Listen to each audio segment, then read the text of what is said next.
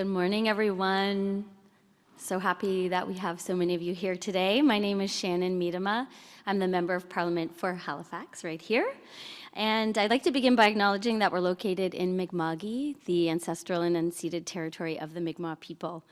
The peace and friendship treaties signed in the 16th century didn't surrender land, but rather establish rules for what would become a lasting relationship between nations, and we are all treaty people. I'd like to acknowledge that it's wonderful to be here with Minister Anandasangaree today, along with some of my fellow colleagues, members of Parliament, Clark, Dontrama, and Zuberi. Thank you so much for being here. The Ummah Society is the largest Muslim charity in Atlantic Canada, and we are so proud to have them headquartered here in Halifax. The work that they do is integral not only to our local community, but to the broader Muslim community across the country as well. They're an impactful charity, with community space, and they're a place of worship. They're also impassioned community leaders dedicated to improving the safety and security for Muslim Canadians across this region of Atlantic Canada. Today, we're highlighting a new project of theirs focused on creating safer communities here in Nova Scotia and also in New Brunswick. To learn more about this project, I'm very pleased to welcome our Minister of Public Safety, the Honourable Gary Anandasangaree, and the CEO of the Ummah Society, Abdullah Yousri. Please join me first in welcoming Minister Anandasangaree to the podium.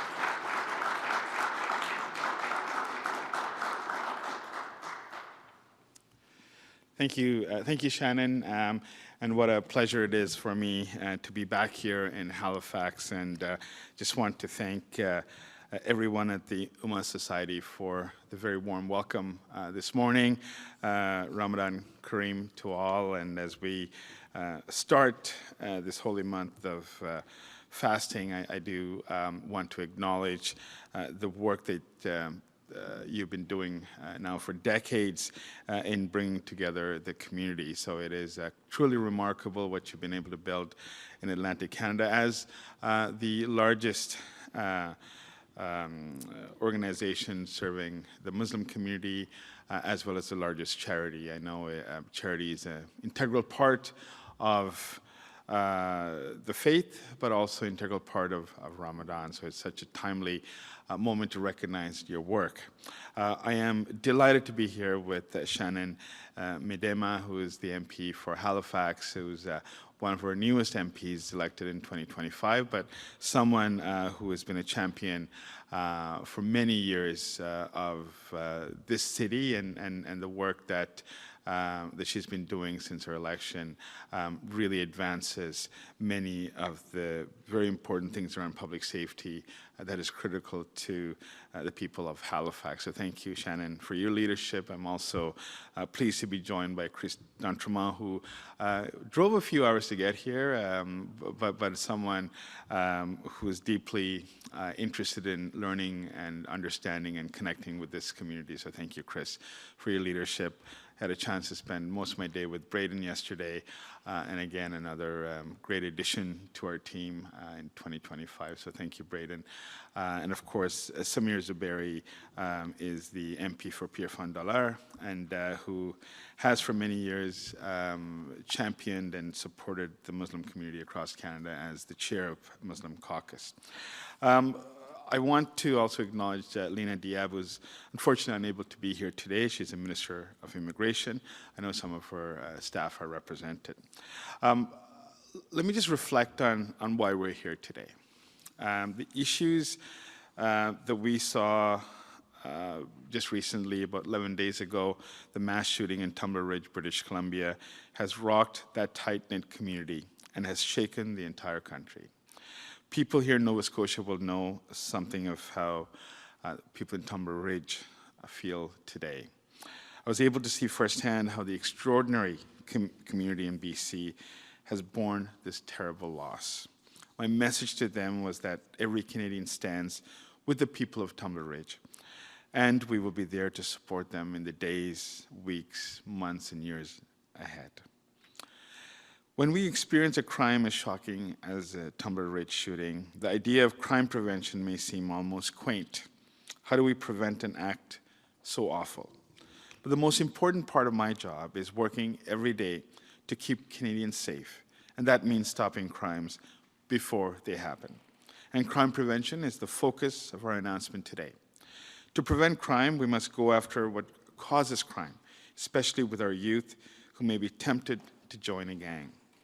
This is where Public Safety Canada's Youth Gang Prevention Fund comes in. It offers funding for community-led programs that help steer at-risk youth away from joining gangs.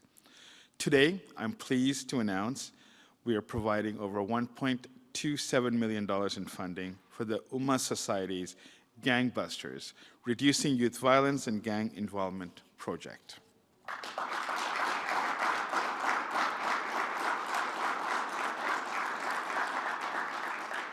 With this funding, the Ummah Society will help empower and strengthen resilience amongst at-risk Muslim young people aged 15 to 30 in Nova Scotia and New Brunswick. The project provides culturally grounded programming and an inclusive approach to address key risk factors like social isolation, discrimination, and economic instability, ultimately strengthening long-term community safety. This project will help to steer youth away from a life of crime and give them the support they need to make safer, healthier choices in life.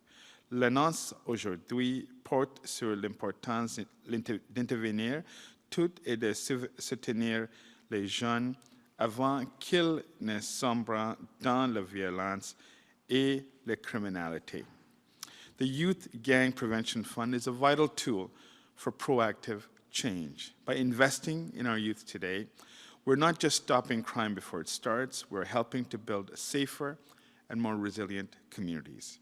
Our local youth also deserve a future defined by real and positive opportunities, not a life of crime. The Ummah Society's project will equip at-risk Muslim youth in Nova Scotia and New Brunswick with the tools and stability that will steer them toward brighter futures. This is how we build safer communities, and investments like this one we're making today will have a lasting impact.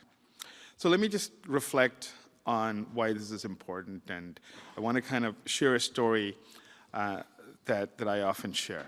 My political journey in many ways started off working with young people who were involved in violence, involved in gangs, involved in very negative things within our society. So they were often kicked out of school, they were not welcome in public spaces, they were not welcome, in many cases even within our community. And I represent North or Eastern Scarborough, where a lot of this materialized in the late 90s and early 2000s. At that time, I ran an organization, a young organization, or organization serving youth, that worked with these young people, and we received at that time a funding of $50,000 from the National Crime Prevention Strategy, which is part of Public Safety Canada. With those funds, I believe that we helped a generation of young people in our community to stay away from life of crime, stay away from gangs, and to build productive lives in our society. And I meet many of them today. There's hundreds of them. I meet them all, most weekends I'll run into one or two of them. Some of them are engineers, some of them are doctors. A young man who's actually a physician in Williams Lake right now. I meet young people who start businesses and who really moved away from the life that could have led them towards a path of incarceration. And that's why I'm grateful. We had a good chat with Ali, who's been running the youth program here for over 25 years, and I see, I think, the commitment by the board and the elders here to really look at the investments that can lead towards a safer community for all of us. When it comes to issues around crime and public safety, we're not able to do this by criminalizing and putting young people away for life. Like, that is not the solution, although that is the inevitable outcome when our communities fail. And I think what I see today with the Ummah Society and the leadership here is that you're taking charge, you're taking ownership, and you're proactively working towards ensuring that the young people you have in your midst, within Nova Scotia and New Brunswick are supported, are guided, and are also given the tools that they need to succeed. But also acknowledging that young people can make mistakes. And when they do, you're there as a buffer. And it very much goes back, I think, to the faith, which talks about supporting each other, supporting the community, and supporting the young people. So I'm so excited to be here, and I want to thank the leadership here at Ummah Society for working on this project and putting together what I believe will be transformational work within your community. Thank you, and Assalamu alaikum.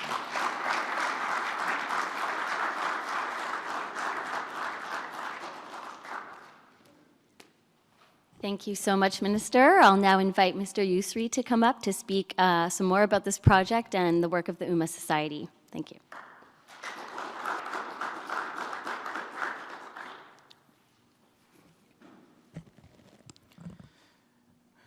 Good morning, everyone, and assalamu alaikum.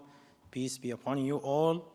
Welcome to the Honorable Minister, Gary Anandasangaree, and our MPs, our community leaders, and our staff and directors. Today marks an important moment for Halifax and Nova Scotia and for all Atlantic Canada and the Muslim community. On behalf of the Ummah Society, I would like to thank and express my sincere gratitude to the Minister of Public Safety, Minister Gary, and the Government of Canada for this critical investment in the Youth Gang Prevention Fund, and for recognizing the essential role that grassroots organizations like ours working towards building safer communities. This funding is more than a financial contribution. It is an investment in local leadership, community trust, and the organizations working every day on the front lines to support our young people.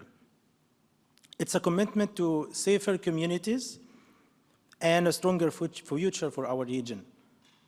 In Halifax, as in many cities across Canada, we face real challenges. Some of our youth experience isolation, poverty, online radicalization, and pressure that can lead toward gang involvement and many other issues. But let me be clear, our youth are not the problem, as the Minister rightly said. They are the promise.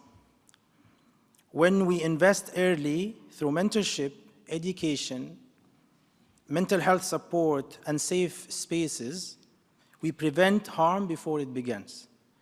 Prevention is our leadership, and prevention is courage, and prevention saves lives.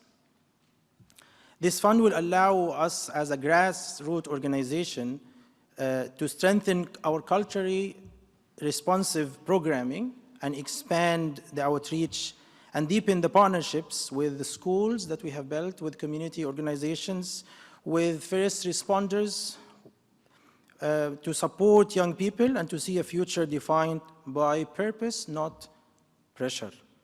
We are especially encouraged that this initiative extends beyond Halifax to other Atlantic provinces like New Brunswick. Our region is deeply interconnected. The challenges facing our youth do not stop at provincial borders, and neither should our solutions. This investment affirms something powerful. Public safety is not only about enforcement. It is about prevention. It's about inclusion, and it's about belonging. It is about building trust between communities and institutions. It is about ensuring that every young person, regardless of background, faith, race, or postal code, feels seen, valued, and supported. To the Minister, thank you for recognizing that strong communities are the foundation of national safety. To our partners and frontline workers, your dedication makes this vision possible. And to our youth, we believe in you. Your future is bright, and we are committed to working beside you every step of the way. Let this funding mark the beginning of deeper partnerships, innovative programming, and measurable impact across Atlantic Canada. Together we can prevent violence before it begins. Together we can build pathways of hope. Together we can ensure every young person has the opportunity to thrive. I will also share a quick reflection that was behind beginning searching for this opportunity and for this partnership was some of the incidents that we have seen in communities, and we felt short and behind attending to these incidents on time, and we lacked the resources and the expertise. From there, the leadership of the Ummah Society and of the community came together to find how can we take the ownership of solving these issues and upskilling our team, our staff, our resources to make sure that we are ready to support our youth and the leader of our future. Thank you, and thank you all for being here with Ummah Society.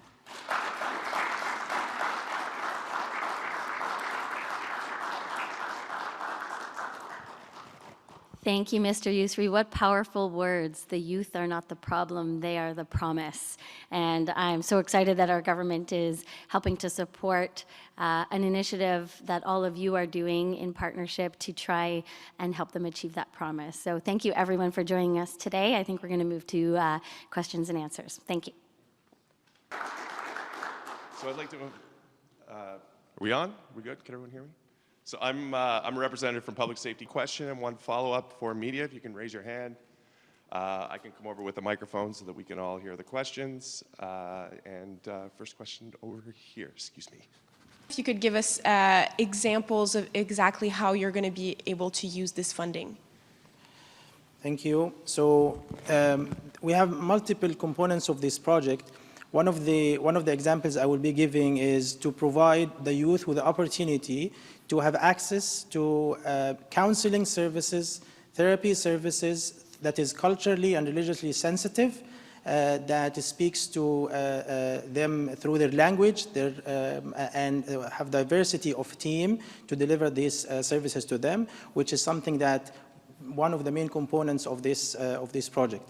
Another component, which is also another important component of the project, is the training that we are developing to first responders and mainstream organizations how to navigate dealing with youth and youth from immigrant community and from the Muslim community in particular. And as a follow-up, I'm wondering, just in the last couple of weeks, there were 2 youth accused of, alleged that could have been involved in some terrorism activities. Is this type of investment, towards reducing these possible activities towards youth, or can you, I guess, relate to what was happening and how that could be relevant to today's event? So absolutely, definitely this is one of the, having access to religious leadership, counseling services, responsible and educated therapists that actually work with these youth one-to-one in safe spaces and bring them in safe spaces like this. It is definitely part of this, an integral part of this project for sure. Yeah. And if I may just add, look, with respect to the 2 incidents you're talking about, that there's different levels of support that we provide for those who may be deemed to be radicalized youth or youth who are going through radicalization. We have what's called the Canada Centre based out of Toronto who do a lot of work, based out of Ottawa, who do a great amount of work with young people and ensuring that if they are radicalized, for example, there's off-ramps for them. This particular funding stream is primarily focused on young people getting involved with youth gang violence, and it is an off-ramp. What's provided through this funding is off-ramp so that people who may inevitably face a life of involvement in gangs and crime have supports from within the community, which we know is critical to be able to get off that cycle and go towards healing, go towards obtaining support, mentorship, and ultimately being able to live lives outside of crime. Thank you. Thank you. Over here. I also forgot to note, just if you could please identify yourself and your media outlet, that would be great. Thank you. Josh Healy, the Chronicle Herald. This question is for whoever would like to answer. In the release, it identifies that this is going to try and help youth between the ages of 15 to 30. Can you just explain how you came to kind of that catchment area for the funding?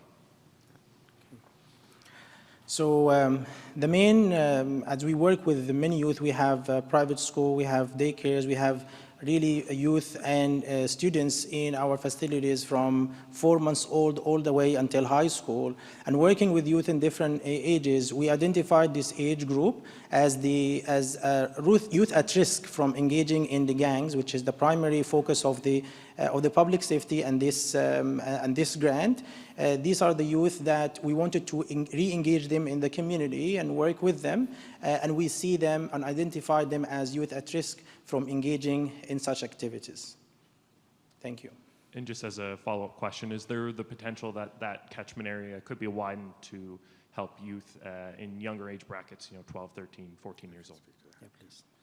Yeah, this particular funding is as was outlined, is for ages between 15 and 30. But look, that's definitional, and we are always work with communities where they want to focus on.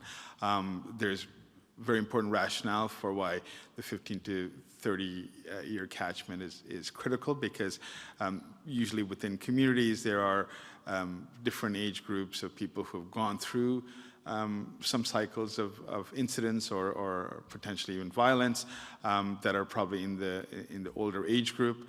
So what we want to do oftentimes is catch those who are entering or are in high school and those who may be out of high school or out of the system altogether, and try to pull them back into the community. So it is there's a rationale for that age group, but certainly we go when I speak to police chiefs, for example, I hear that we need to focus on much younger people, even people as early as 10 or 11, and that's something that I've heard from many law enforcement, because the nature of our society is evolving, and the nature of how young people are, engaged in violence or have the opportunity to engage in violence is also evolving, especially with social media. So we're very much attuned to, I think, the differing needs of different subsect of the youth population.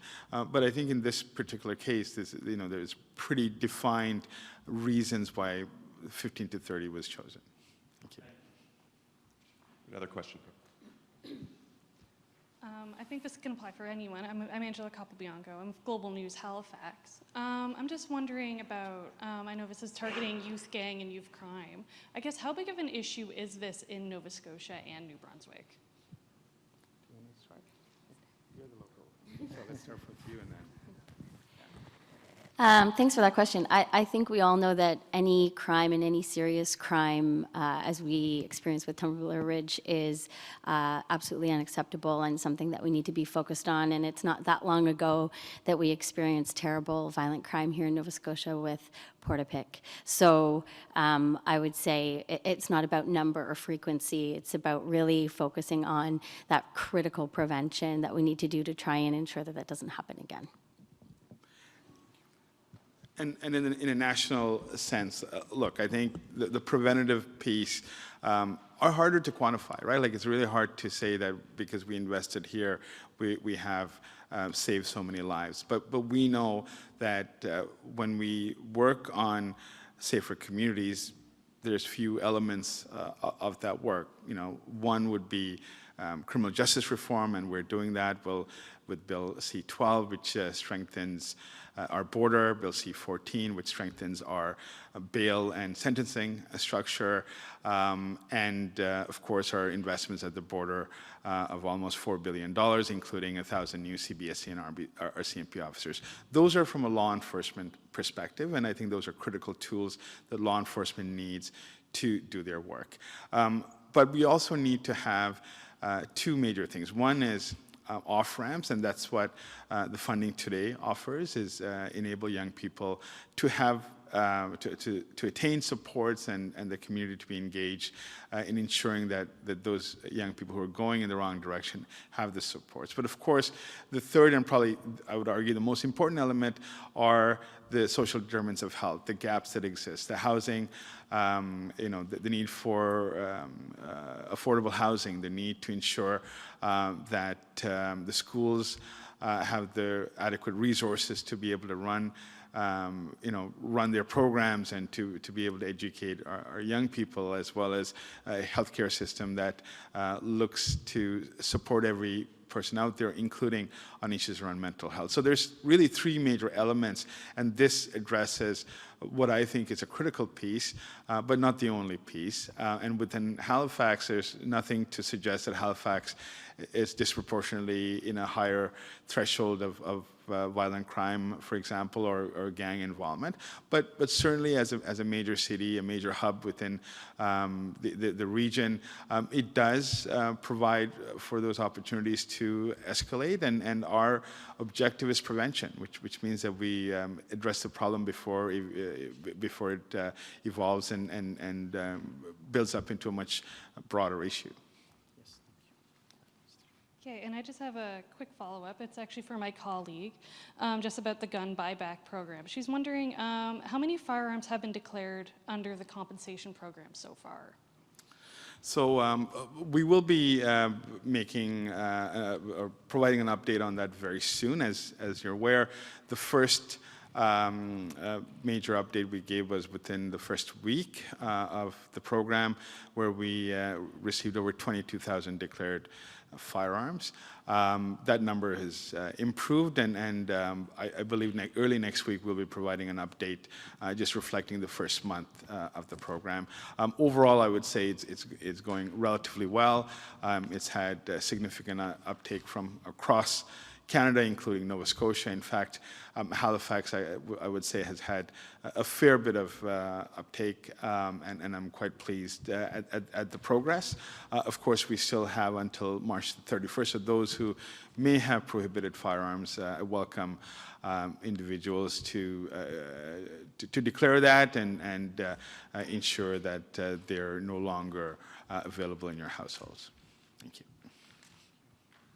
Perfect. Good. Okay, and with that, we'll wrap the event. Thank you so much. Merci beaucoup, the Society, for having us here today. And congratulations. Félicitations. Thank you, Minister.